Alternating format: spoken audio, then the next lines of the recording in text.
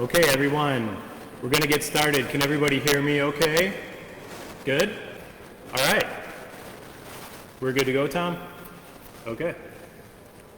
All right, welcome everybody. My name is Chris Murawski, and I have the privilege of serving as the Executive Director of Clean Air Coalition of Western New York.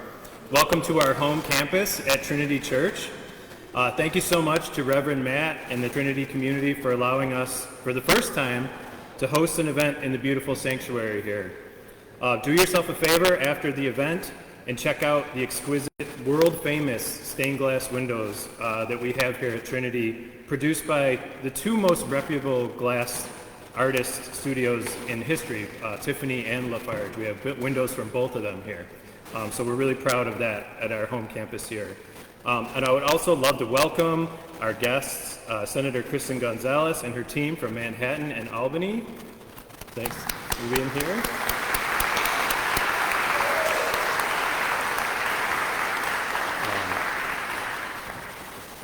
Kristen and her team, it's really put a lot of work into this tour. Also, I'd like to acknowledge our friends from Food and Water Watch, has also put a lot of work in this tour, specifically Laura Schindel.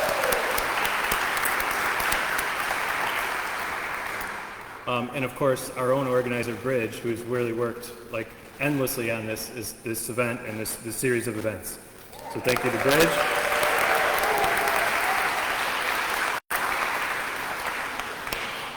Before we get started, I'd like to welcome Clean Air member Valerie Stats, who's going to offer our land and labor acknowledgement. So Valerie, if you want to go ahead.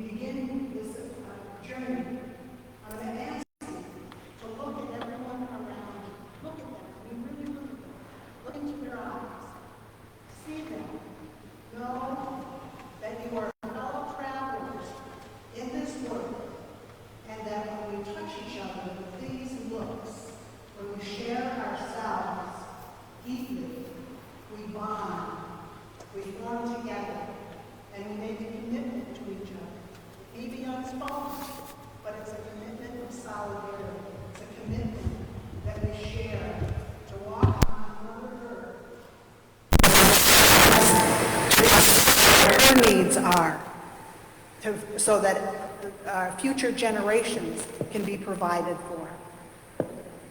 When the Haudenosaunee people consider their decisions, they look at the impact for 7 generations to come. That takes you away from your own personal benefit. So you're not benefiting your children or your own grandchildren, you're benefiting the world of children. And we're creating a world and maintaining a world. Part of that are the sacred waters. The sacred waters are the blood of Mother Earth. And we're here to save those sacred waters. Those sacred waters are being threatened by what's going on with capitalism.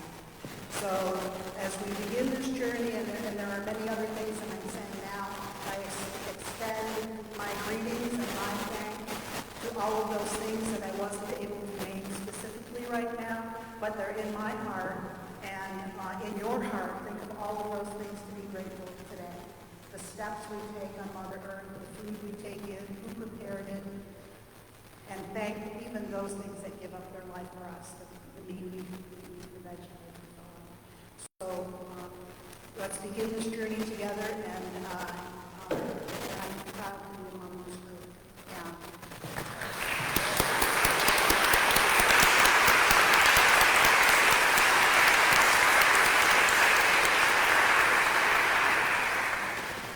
Thank you, Valerie.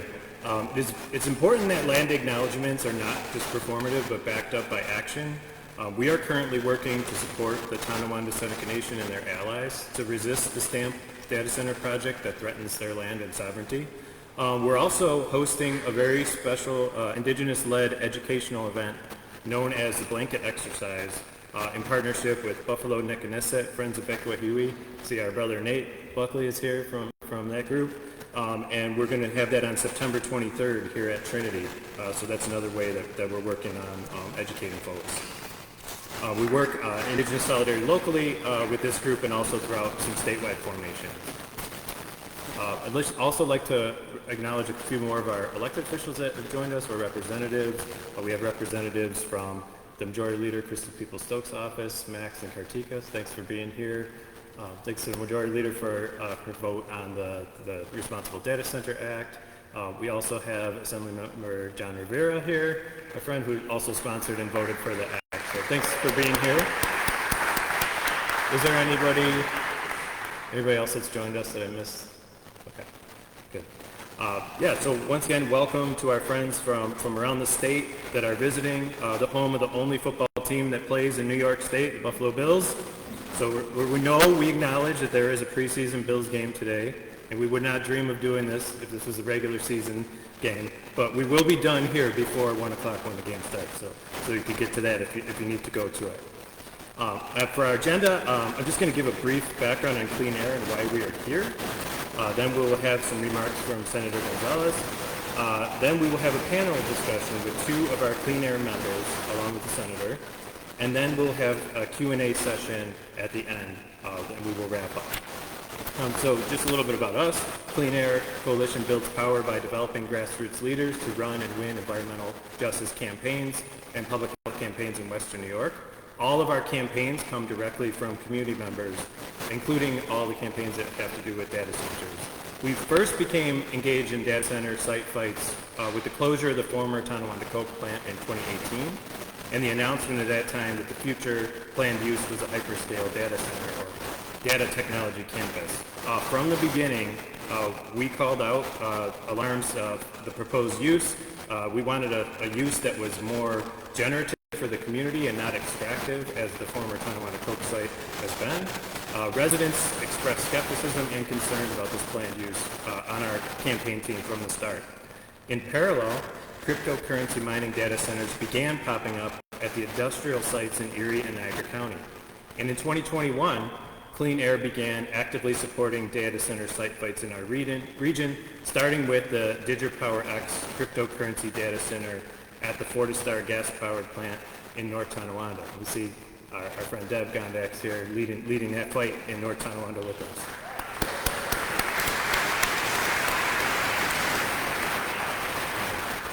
We're instrumental in organizing a statewide group of clean energy groups, environmental justice groups, fighting for regulating data centers. And our collective efforts, we don't have time to describe everything that happened, but our collective efforts led to our Assembly and our Senate passing the Responsible Data Center Act. And that's why we're here today. So we're kicking off the statewide tour of Senator Gonzalez and her team meeting, and she'll get into that, what the details are. But I just want to share a little bit about where we're going today. And I have to turn on this other mic because I have to walk. And we apologize, we wanted our map to be bigger here, but we couldn't get the projector to work with Trinity. So this is the first time we've done an event in this space, so apologize for how small it is. I don't know if you can see it very well, but and we can also share this with follow-up for everybody. But this is a map of all data centers in Western New York. Thanks for turning the lights on. So the sites that we are visiting today are blue, so you can see them. We're here at Trinity. We started at the Tesla Gigafactory at our press event. It was very successful earlier this morning. We will be going to 1001 East Sullivan, which is the former American Axle site. There's a crypto mining data center there, and we'll be meeting community members. We will then be going up to Tonawanda Coke. Sorry? Good? Okay. Tonawanda Coke, the former site, and we will then be going to North Tonawanda, meet our friends there at the DigiPower X facility, then up to Niagara Falls, Buffalo Avenue and 56th Street, and then another Trinity Church, the historic Holy Trinity in Niagara Falls, which is now a historic site, and that is right next to the data center, proposed data center from Niagara Falls redevelopment that the folks in Niagara Falls are fighting. And we will end up at Doris Jones Resource Building in Niagara Falls for another town hall event like this. So we have a long day ahead of us. And if you want to join us, if you can't get enough of us, everybody's welcome to join us at 7 p.m. At Doris Jones. And so there's too many data centers for us to get to, even though we're going to a lot. The ones that we are not going to be able to hit, like obviously there's the stamp plant, as we mentioned. There is the terrible site up in Parker, New York. We will have one of the activists that are working on that site join us in our Niagara Falls panel. But yeah, we have a full day, and we're excited, and we're excited to speak directly. We're centering residents that are affected, so we are going to be meeting folks at each of these sites so that the senator and her team can hear directly from the residents. Other elected officials are going to be joining us along the way. So now, without further ado, I'm going to turn this mic off. Back to the lectern mic. I'd like to welcome our honored guest. Senator Kristen Gonzalez took office in 2023 as the youngest woman ever elected to the state Senate.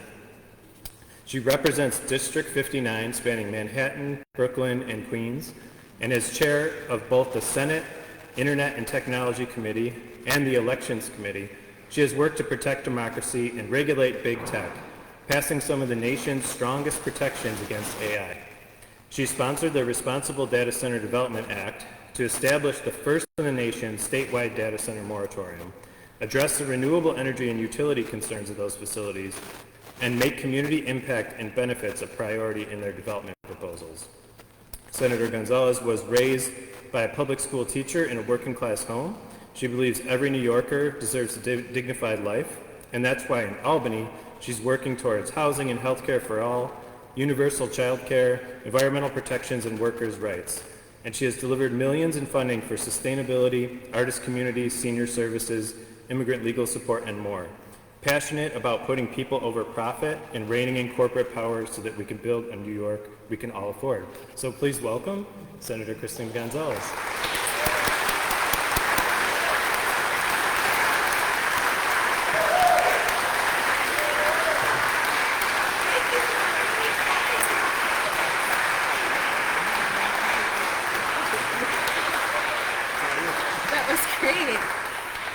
Good morning. Can we give Chris another big round of applause?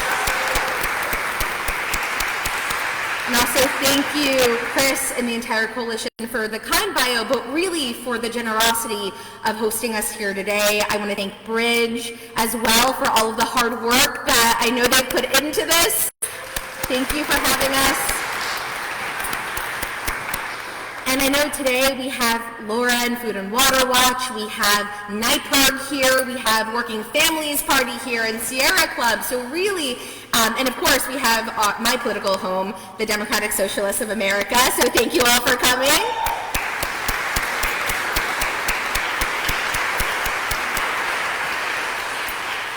But again, it really is an honor to be here. As you heard, my name is Kristen. I am a state senator representing Queens, Brooklyn, and Manhattan.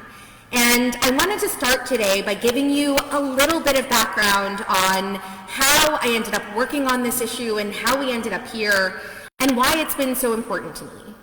So similar to so many of you, I grew up in a working class home. I grew up in Queens. My mom is a public school teacher, and I'm very aware we have some educators in the room with us today, so thank you to our educators. We can give them a big round of applause. And a union member, I actually met a couple of union members yesterday at the Hyatt picket line. I know we have some of those organizers here today. So shout out to Hyatt and all the good work there. But I, growing up in a union and working class household, never really saw myself getting into politics, and having real political power was not something that we really ever thought about. But what I lived through was the reality of growing up in a one-bedroom apartment where even on a teacher's salary, we struggled to pay rent, we struggled to keep food in our refrigerator, and we struggled with just the rising cost of living, which had not changed in the last few decades. So growing up in that environment and then growing up in a place like New York City where you have some of the wealthiest communities in the world, the highest number of billionaires, for me, I got started really young asking why. And I organized in high school and I organized in college, and it brought me to working in DC. I worked for the Obama administration and Senator Schumer's office, and going all the way to where I thought the halls of power were, I saw a lot of the reason why we haven't seen the investment in communities like ours in Queens and here like Buffalo. And it was a lot of corporate lobbyists, it was a lot of political special interests, and it was very few people like us in DC. And so I left DC, I actually left politics, and I started working in technology instead. I worked at American Express on their data teams as a product manager. And outside of that, I attended my first DSA meeting, I joined my local community board, I started working on the first community land trust in Western Queens. Hell yeah, we got some land trust folks! I promise, I do a lot of shout outs, but thank you, I'm like shout out to the land trust.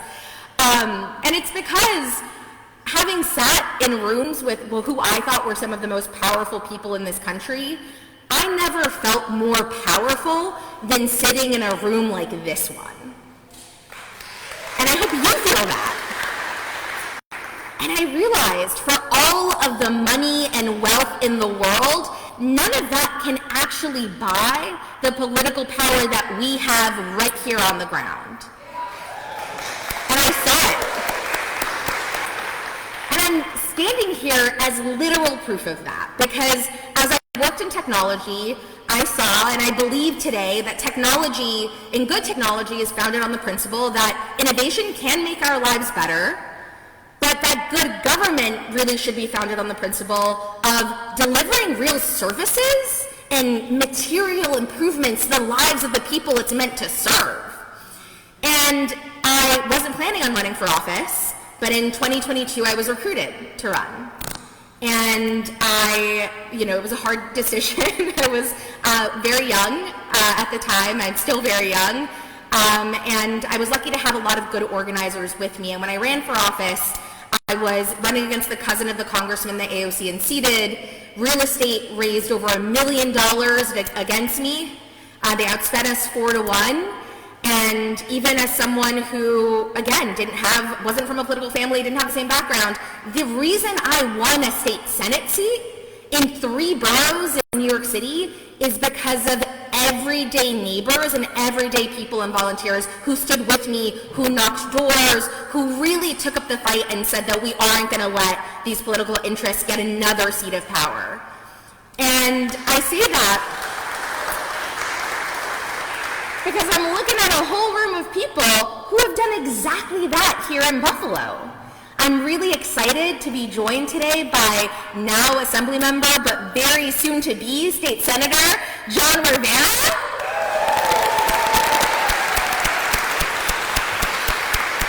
As another Puerto Rican elected, I will say I've admired his work for years in Albany. He's been a real leader. And this morning I stood with former State Senator, but now your Mayor, Sean Ryan, who was a great colleague in the Senate, and our soon-to-be Assemblymember, Adam Bojack, who is another proud Democratic socialist in office. And, you know, I ran for state legislature because, as I've told you, a lot of the decisions that are being made about our lives that materially impact what our day-to-day look like aren't being made in DC. They aren't being made like off in high levels of government. They're being made at the most local levels of government. So they're made on the local level, but certainly the state level. And if you care about universal health care, if you care about housing, how many people are struggling with like high rents or just high property taxes? I know I'm a renter, I've been struggling with it for so long. Those decisions are made in Albany. So the fact that you've elected John and Adam and real champions to go to Albany will make a difference. And what we're seeing, and bringing it to our data center fight, and I can tell you as chair of the Internet Technology Committee, someone who worked in technology, and I want to see our lives be improved by it, every single day, big tech is spending millions of dollars to try to lobby our state legislature so that they can write the rules for themselves, and it is literally us in this room who are cut out of this process. And so I need Adam, I need John, I need so many of your local electeds, and the ones that you heard, I want to thank them here in Buffalo for voting in favor of our Responsible Data Center Development Act, because what that Omni bill was and is one of the first times that we have substantively taken some of the power back from big tech and put it into creating real frameworks that work for us.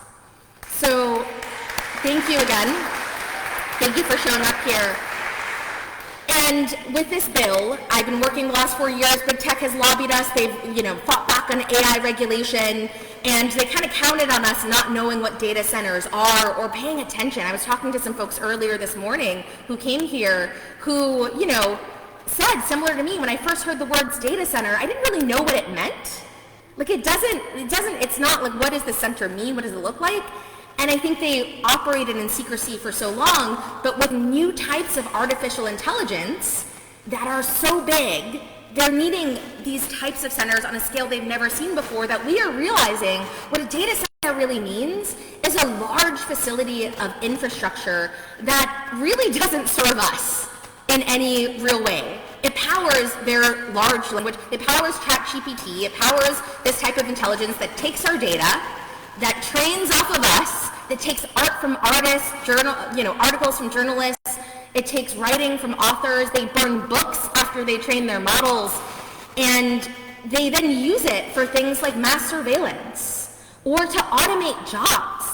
And so much of the promise of what this technology could do is not being realized today because they are the ones who are getting to control the narrative. So in Albany, we're not only looking to rein in what these data centers are, but we're looking to regulate the technology itself, because we want to see it used for research, but we do not need it used to help Palantir lock up our neighbors and kidnap them off the street with ICE.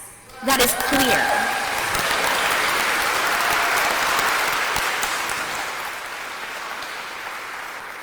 And so the good news is that in all of us waking up to this incredible effort by big tech to keep us out, we have made a lot of progress.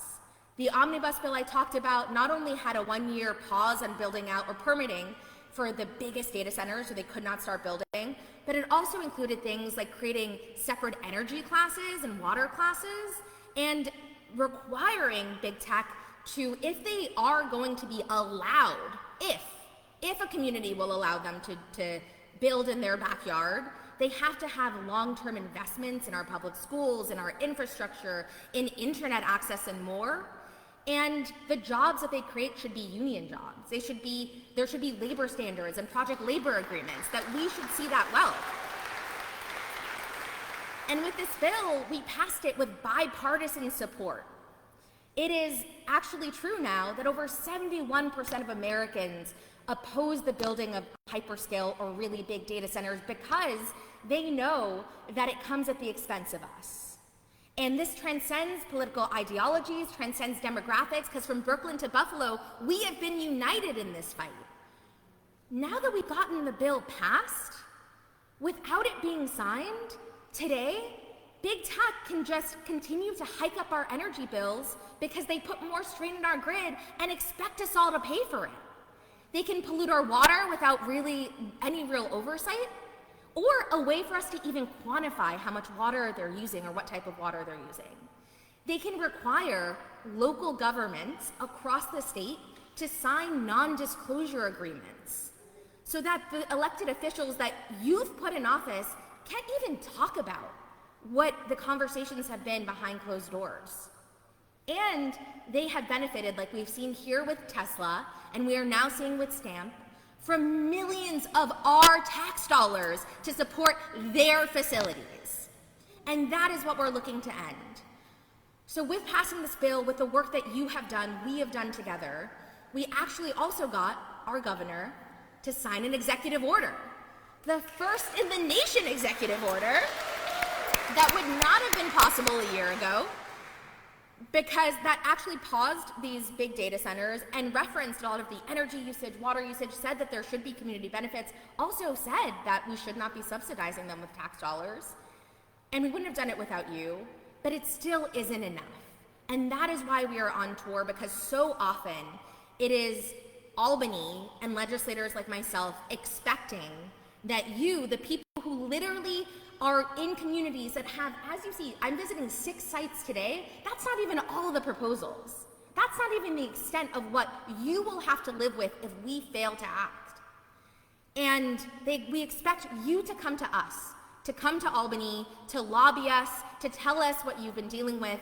And so rarely do we have people in Albany coming to meet people in their communities and see firsthand the extent of what you're living with. So this tour is really in the spirit of me learning from you. I think today, I know we're gonna have a panel, but I'm very interested in the questions and hearing your comments of what you wanna see in the future, what you want out of Albany and out of your government. And it is to meet nations that often get, or communities that get cut out. We're going to be joining the Tonawanda Seneca Nation tomorrow morning and meeting with their council. So thank you to our Indigenous brothers and sisters for hosting us. We are going to be going to Alabama, but to places like Dresden and Lansing and Lysander and the Hudson Valley. In addition to some of our cities, we're here in Buffalo, but we'll be in Syracuse and Ithaca as well. We had an event in Binghamton yesterday to really just amplify the work that has been happening. And again, it is not just, it is a listening tour for me to learn, but it really is about all of you and all of us and what this means for our future.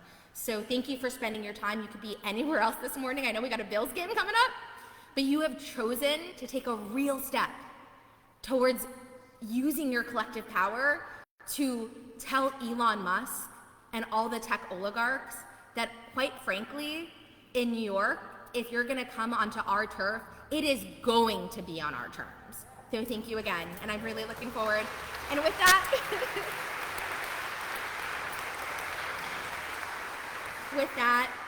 I have the immense honor and privilege of inviting up another champion and fighter and colleague and comrade, Assemblymember John Rivera. Thank you so much for being here. Thank you.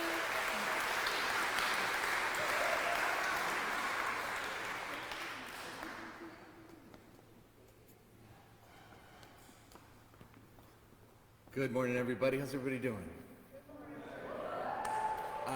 It's good to be in a space with like-minded people. I want to give a special thanks to the senator. You know, for years, there was a real misunderstanding in the state legislature of upstate is one thing, downstate is another. But what I truly think is around the time that when her and I got elected, we saw a new cohort of people wanting to be state legislators. We saw them to be younger. We saw them to be certainly more diverse. We saw them coming from different industries. We saw them not necessarily coming through the typical channels of how some people get elected. And little by little, what we've seen is real change. We've seen it address climate issues. We've seen it address economic development issues. We've seen it address housing issues.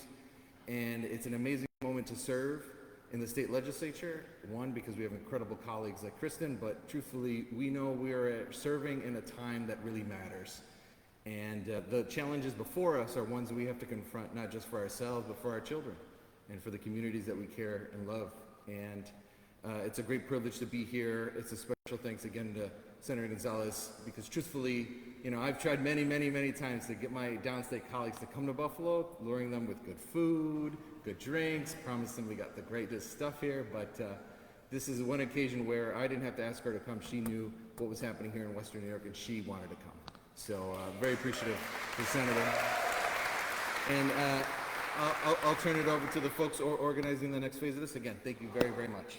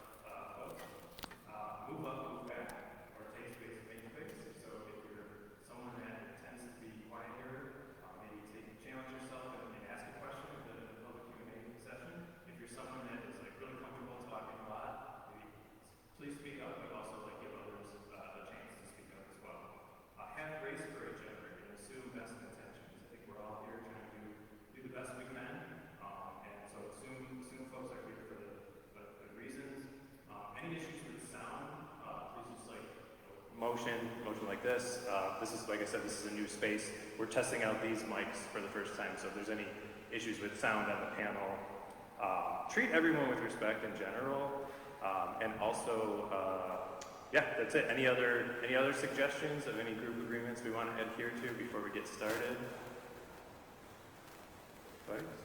Okay, I think we're thorough. Okay, good. So I'd like to, let's start our panel. Senator Gonzalez, if you'd like to join us as well, and then I will introduce our two members who are going to be on our panel.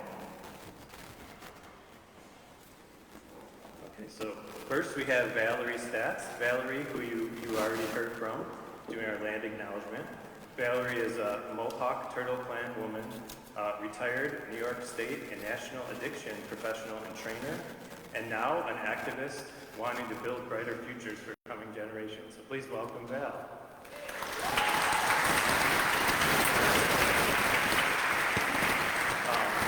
Val mentioned earlier when we were in the band, I do this work instead of taking vacation in the Mediterranean. Thank you for everything you do.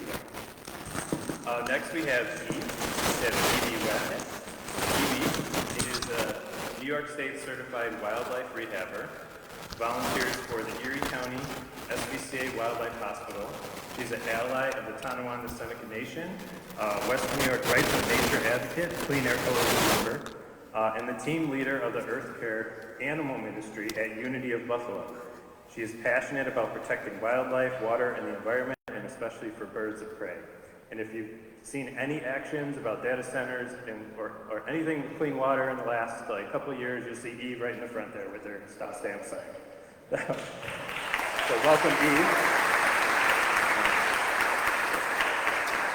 So before we get started too, I just also want to give a shout out to NYPIRG, and we have Megan, their executive director here, and some of their canvassers. Also also our buddy, we know our buddy Alex that works with Nightbird, he's also a Clean Air member, so they've been knocking doors across the state. So just want to acknowledge all that work. They're on the doors. It's really important work talking to the people. Also, I know we have some folks from the Sierra Club, Niagara here. See you. And they've been just doing a lot of work on this fight as well. So I just want to acknowledge there's a lot of groups that have been in this, and Sierra Club Niagara has been there with us. Many clean energy fights as well. So thank you for everybody for being here.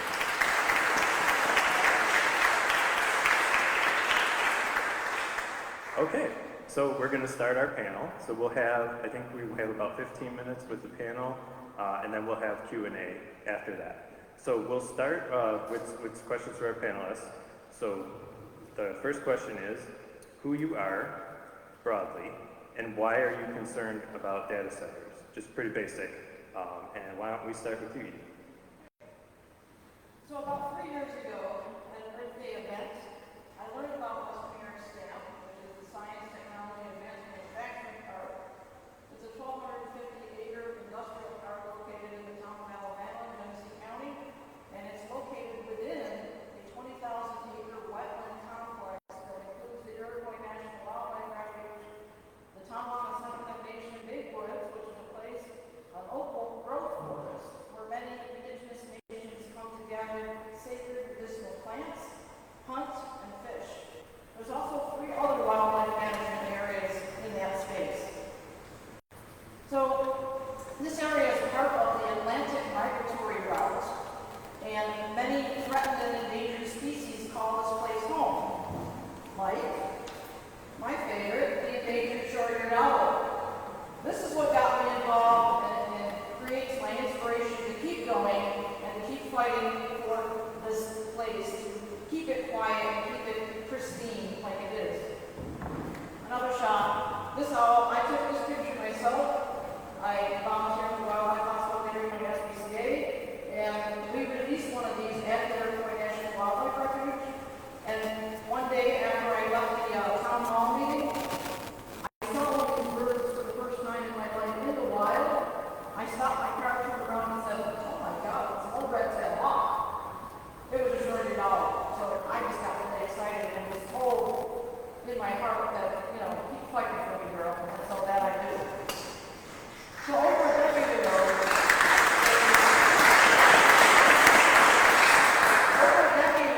GCEDC, the Genesee County Economic Development Corporation, decided to build this industrial park, claiming it would provide over 9,000 jobs. Now that's a decade ago.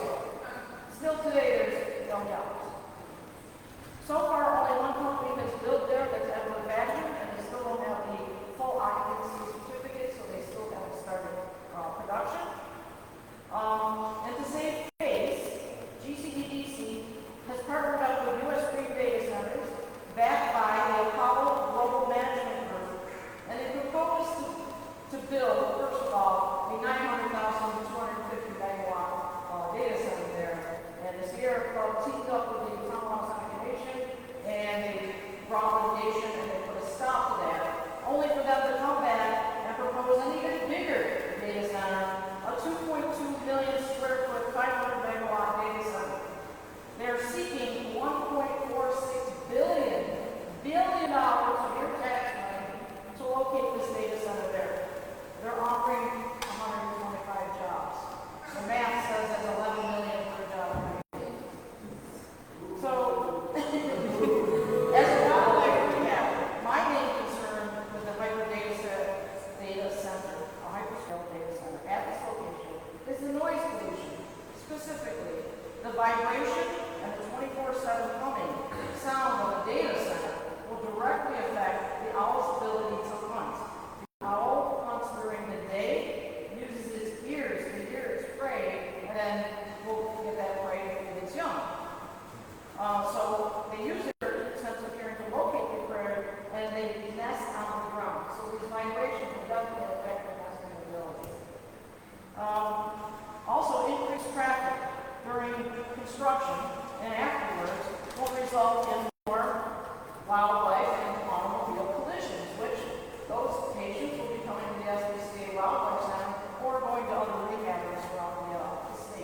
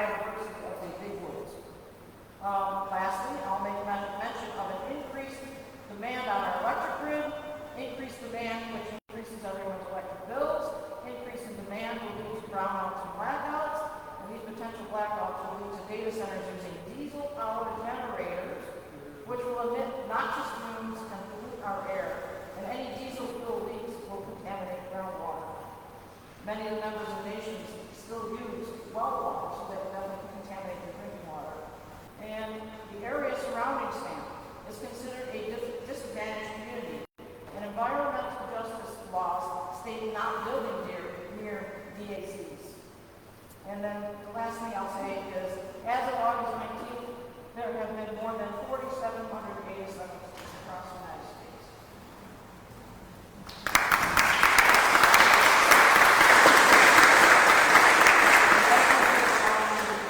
Yeah, thank you, Eve, for all your work that you've been doing. I'll just add too that the New York State disadvantaged communities, many of the data centers we're visiting today are located in those, and we have that designation through the Climate Leadership and Community Protection Act. So many people have fought many years to get even that as a designation as part of that law. So just acknowledging that we build on the work of others. Yeah, but it's not good enough to just acknowledge that it's a disadvantaged community. We actually have to respect the intent of that law, right? Yes. Okay, well let's hear from Valerie next. I love this. I learn so much every time. A bit closer to you.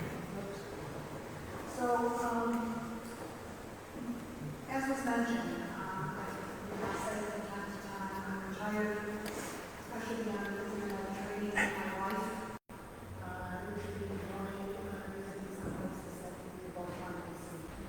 But life inclusion things, my wife has Alzheimer's, and so then I found myself as a caregiver, dedicating myself to her for a few years. And then when I started being able to come out again, I needed to be busy because so many things were happening. I was doing so much on the news in terms of all of the things we were doing. The immigration, usually one of the safety nets, the healthcare system, the aging, and disabilities being met. So I started getting active in some political action activities, and happened upon the cause of data centers. And when I started to hear what was happening with them, my heart sank. As a Native person, when you get your name, you go through a ceremony that they call putting your name through the waters. And what that means is your name is put through the waters. You go through certain ceremonies, and from that point on, because the waters touch everything. Everything grows from, is nurtured by, is touched by, is cleansed by, is healed by, is uplifted by, used ceremonially, used in so many ways. But every drop of water, everything it touches knows your name. So when I was given my name, and I was taught that now I can walk in the forest, and if I need certain of the medicines that Eve referred to, they'll speak to me. They'll tell me if I stay open and clear. They will speak to me and say, "This is I am who you need." And so my sense of stewardship, my sense of care of the water as everything that it touches was so I want to say enlivened as I learned about the data center. Like others have said, I'd start talking about it in this group, multiple groups, coalition that involves. When I talk about data centers, they're dealing with the right one, because it was complicated. People didn't understand, and so it just kept talking, and there's some here that said, "Oh, now I understand what you were talking about." So those words have to go out just like the waters. You have to just touch everything. You have to move through everything and just let that land where it may. And I think out of that, when I think of the data centers coming in here to the Northeast, I was raised in New York. I've vacationed, fished, fallen in love, had fun, done so many things along all our fresh waters. The Great Lakes, St. Lawrence, the Finger Lakes, the rivers, Mohawk, Genesee, Hudson. It's beautiful. And data centers want those things. They want to extract those things from us. And we cannot let that happen. I cannot let that happen. As a steward for Mother Earth, her sacred waters and all that is touched by us. I cannot let that be. And so when I discovered clean air, it was like, wow, these people are, wow, what do you do? What they do with a good heart. They involve folks, they uplift people to be the leaders in their community. They don't go in and tell people what to do. They wait for people to come to them and say, we need your help, and we see your expertise, and can we take it down? And they always say yes, they're there. And so I don't know where she sleeps. I think he can do it standing up even, and Chris is just has such a gentle heart that keeps things just smooth. And so I'm dedicated to the vision beyond the data centers. You have to have a vision, otherwise change won't occur. It can't be just about no data centers. It has to be, where is it that we want to go? What life is it that we want to build for our children and our grandchildren and so on? So I want those pristine waters. I want those glorious forests and the sacred medicines and the big forests and the gardens. We have to start raising up our gardens now because we can't put them in the very soil that we have because we can't trust them. So I want us to be able to be friends and to be nurtured by and be able to have that. It's all about relationship. We have a relationship with all living things, and they with us. Ask them for what they need, they will tell you.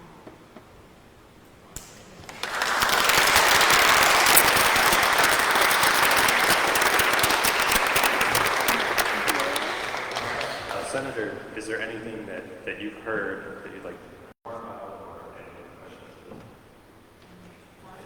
That was really beautiful. I think such an important note. I think I've talked about why I'm here, but it's we really do need your help, right? It is that we need you all who are here today to join your local organizing networks, to join the fights that have already been happening, join the community, build that with each other. We need you to help call the governor, email her, let her know you want our bill signed. And what we need is a people-driven vision for what our future should look like. And that starts with really all of you. So I think the positive vision piece, I just want to uplift it so much because it is possible to write rules that say that technology makes our lives better, but it doesn't come at the cost of our environment.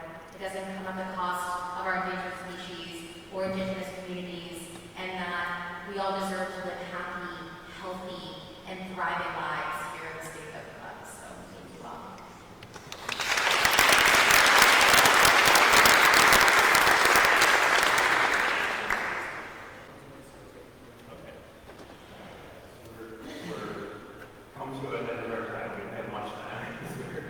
But I'd like to ask our panel again, maybe just about 2 minutes, if there's anything that you missed, and then we'll obviously leave as much time as we can from our Q&A, but maybe think about was there anything unique about data centers in Western New York? I'm going to point out what Kristen said already about the non-disclosure agreements and the non-transparency. It was like as I was trying to come up with what I was going to say, there's so much to say, how do you put it in a couple of minutes? Right. But yeah, you brought up the non-transparency, which when I came on the fight 4 years ago, I was noticing that was happening out in Madison County. Most of their meetings are in executive session. They come out and they vote on something and you're like, what just happened? And they approved what? So yeah. Thank you. I'd like to encourage, there were some here, very active folks. We took a drive to Somerset, Barker, to see that data center, and two folks were able to talk with neighbors that were right by, and a young couple with a weeks-old baby had a beautiful home, beautiful, right on the lake, panoramic view of the lake. They purchased the home, they were there, wanted to build their lives, and now they have to move. They have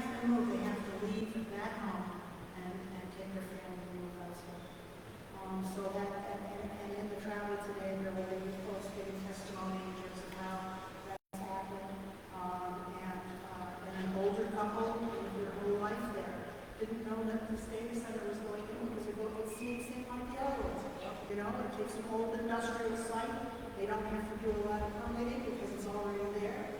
They have some electrical infrastructure, and the first thing you know, they're building, and there's another building, and then there's huge air conditioning units that are going to go on top of that building. And so they said the first thing we know, we have all of these trucks going down our roadways.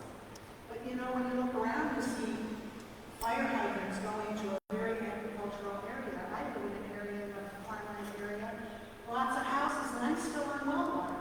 When you start looking around at the infrastructure that some communities have, that's already been built for data centers. We have already paid for an infrastructure that was designed to help them. So even if we say no more, we're not going to help you, we've already done so much to give. So fire hydrants, for a tiny little firehouse, by the way, who said we couldn't have handled this if they were called to a fire. They couldn't handle it because they didn't have the chemical data sheets that they needed. And so there is a risk, there is a danger to communities with how fast these data centers are trying to see because they want to flush in on those industrial sites and take them over. Thank you. All right, well, we really appreciate that panel.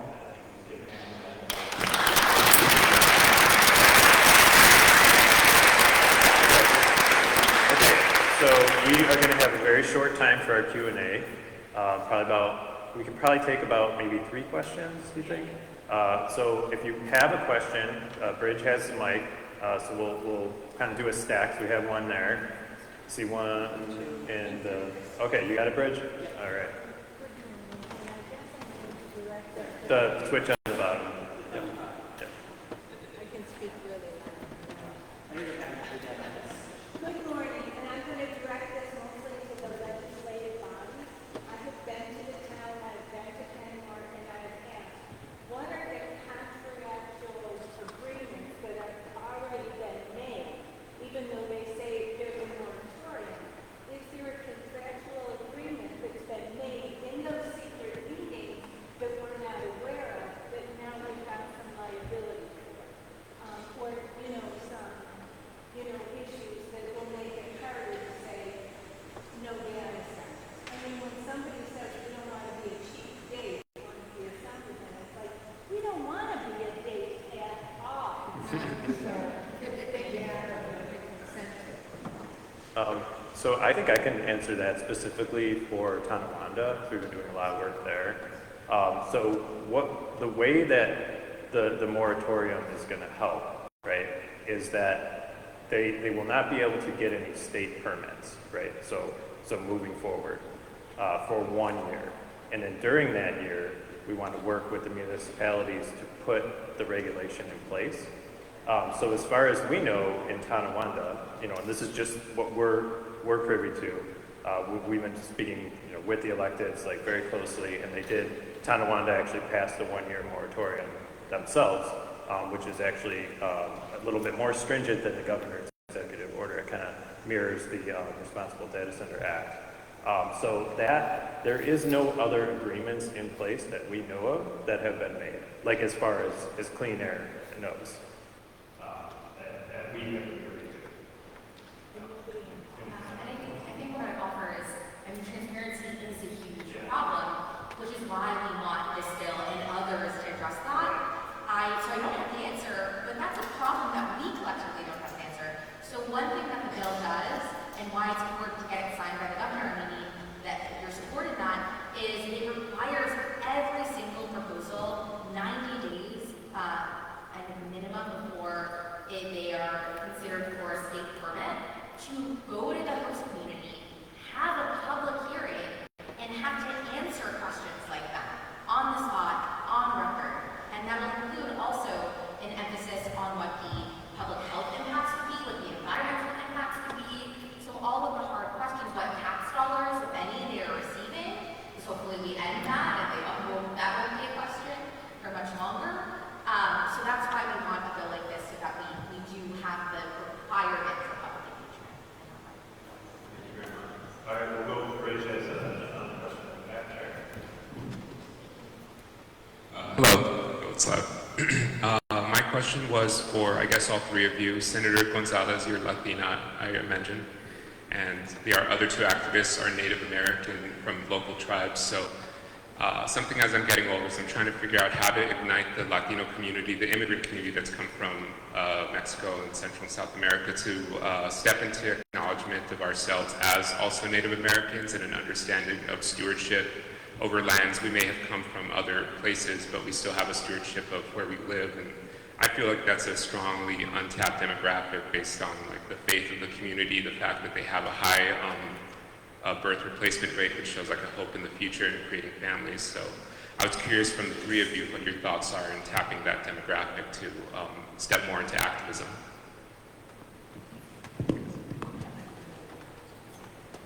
So I think we're having something very other. So the question was around how to tap into the Latino demographic, also knowing that many Latinos have indigenous backgrounds, are also indigenous people, and how to kind of get them organizing, I think, in solidarity with our indigenous communities who are dealing with data center issues. Is that right? Or, okay, sorry, so I'm making sure I'm representing it. So I'll just quickly, I'll take a stab and then I would love to hear from you as well. Well, first, I'm going to come on this information to hear from them how they've experienced this and what we need to do better. But what I can say as a Latino elected official is that this, for me, it's been important to communicate that this issue concerns all of us, right? Our economy is a Latino issue. Affordability is a Latino issue. We don't want to see our energy bills go up. If we don't want to see big centers help automate us out of jobs while also creating the very and long-term jobs, we should be concerned. And the technology that is powered, things like surveillance technology for companies like Palantir, right, that help ICE and immigration enforcement also should concern us. So I think it's understanding how it's all of our problem and that we should be in solidarity with indigenous communities. And very much for me, I'm Puerto Rican, I think about this a lot as like a history of colonization, right? Like, we've always had imperialistic interests come in, take our land and split us. In Puerto Rico, my family had a farm and then moved because of big farming at the time. And I see this like colonization and taking of land as an extension of that long history and tradition that we all, whether or not you were indigenous to New York or indigenous to another country, have experienced in some way, and we should demand better, right? So I think that's kind of how I have seen it to bring it as somebody.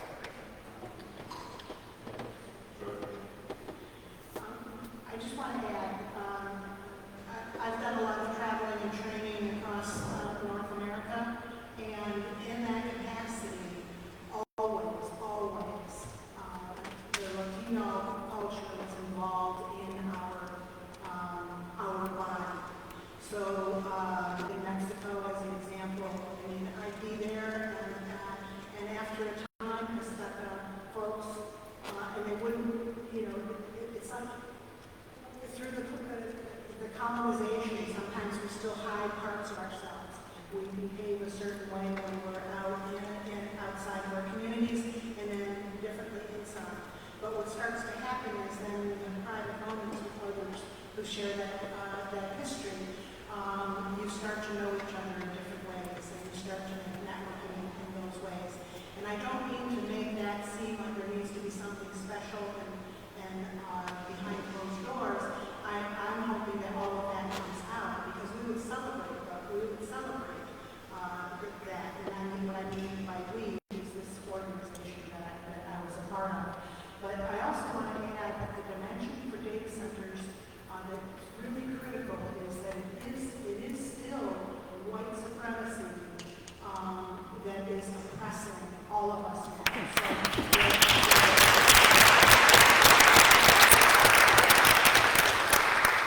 So everyone, except very wealthy, everyone is experiencing what oppression feels like now. They're experiencing what it means to be marginalized and having things swiftly taken from them. They're experiencing what it feels like to have their homes being sacrificed because they need to pay for something else. So, and this administration is causing so many things to happen that people are losing their homes to pay for medical care. So now, and then you have the real estate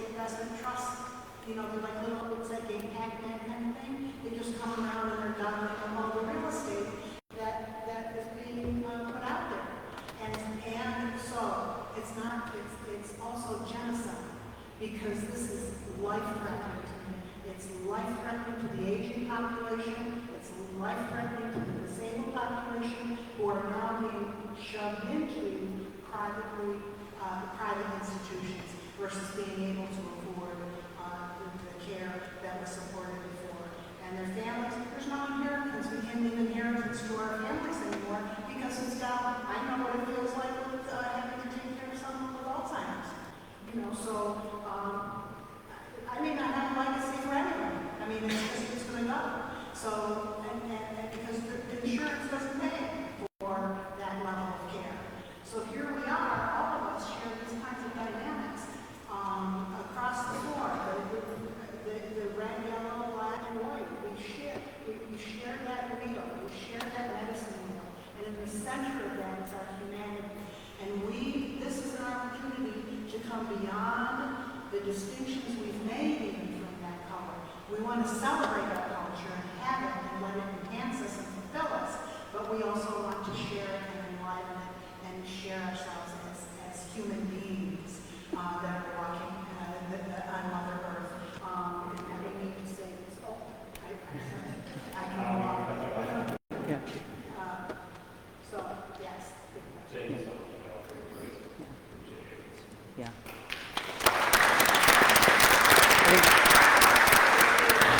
As somebody that's really new to this, and I was never an environmental activist or even was privy to anything that was going on, just whatever's happening.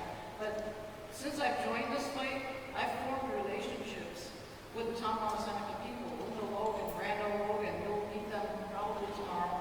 And I've heard this said many times, cultural genocide and colonization and manifest destiny, and all these words that I know I've heard these before, but now it's starting to make more sense to me. And you know, we're all one humanity. We all need clean water, we all need clean air, we all need this land. We all share in all this, so we all need to be working together.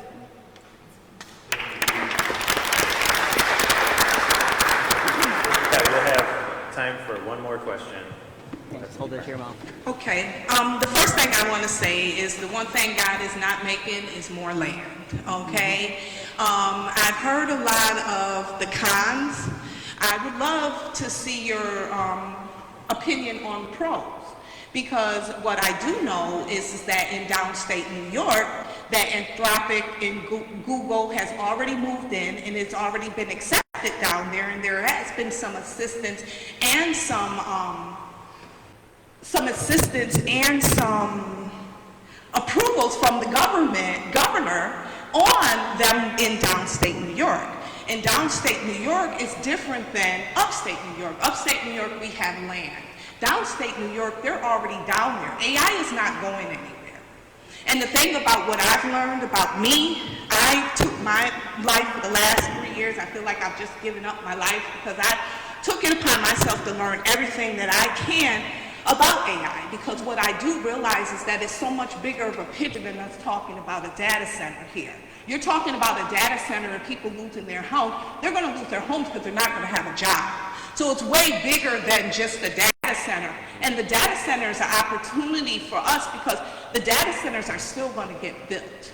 They're being built and they're not going anywhere. And we're just going to lose out on the opportunity, and what's going to happen is that we're talking about it now and we're all in this room because we don't understand it. But 2 years from now, our children are going to wonder why they're paying so much more for data, because they could have had a data center right here and it's going to have a different effect.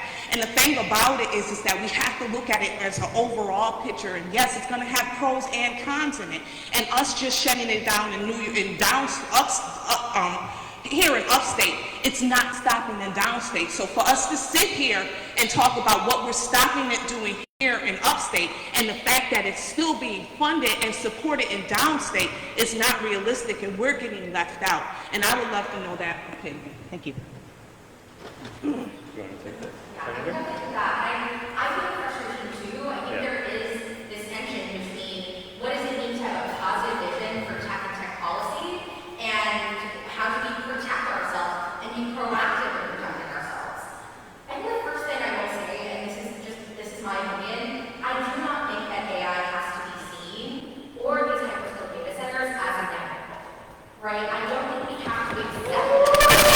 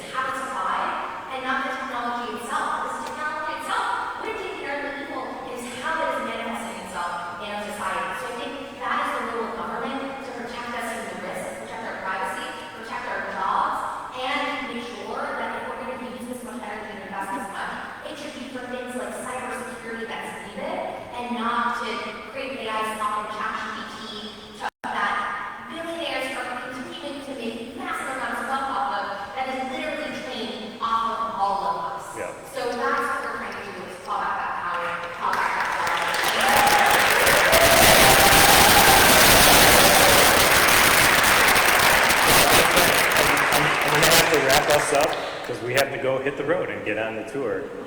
So I want to once again thank everybody for being here. Thank you to our panel. Thank you to Senator Gonzalez and her team, and everybody that made this happen. Really quick, just to wrap up, we do have 2 digital actions that are on our website, cacwny.org. We link to other actions as well. One of them is urge Governor Hochul to sign the 1-year moratorium bill. We need her to sign that. We also have another one that tell the leadership of Ontario Specialty Contracting, that's the company that wants to propose the data center at Tonawanda-Coke, that we'd like to see renewable energy, a more generative use of the site versus a data center. Renewable energy and energy storage. So just one more point, Clean Air is a membership-led organization. We take direction from our members. Every decision is guided by our values, and we're much more powerful and independent when our work is funded by us, by individuals, not government grants and foundation grants. So we're a membership organization. To become a member, you have to make a donation once a year. Any size donation, whatever feels meaningful to you. So I know we have a lot of Clean Air members here, but if you're not a Clean Air member yet, please think about joining. We have our pamphlets in the back. You can also donate online at any time. And I think that's it. We have to go. Oh, a couple of more events that are coming up in the future. We have, like I said, the event tonight at 7. If you want to join us at Doris Jones in Niagara Falls. We have, I mentioned, September 23rd, the blanket exercise education event here at Trinity. We'll be at Borderlands Music Festival. If you're going, come visit us. Save the date on October 1st. We have in Niagara Falls, we are coming up on the 50th anniversary of the Love Canal crisis. So we're going to have a series of events with partners highlighting that. And this event is going to be on the role of the free press and watchdog journalism. As we're coming on 50 years in 1976 that the first story was written in the Niagara Gazette, breaking open the Love Canal case. So we're going to have a panel of journalists to talk about that important issue. We also have, there's a Save Our Backyards, that's the group in Niagara County that's been working on the radiation issues. They are having a meeting on Tuesday night at Frontier Fire Hall, this Tuesday, 8/25, 6:30 to 9 at Frontier Fire Hall on Liberty Drive. With request for a group photo. So okay. if anyone's comfortable, if you want to come after we wrap up, we'll take a photo real fast here at the second space. Okay, so just once again, give everybody a round of applause and to Bridge, especially.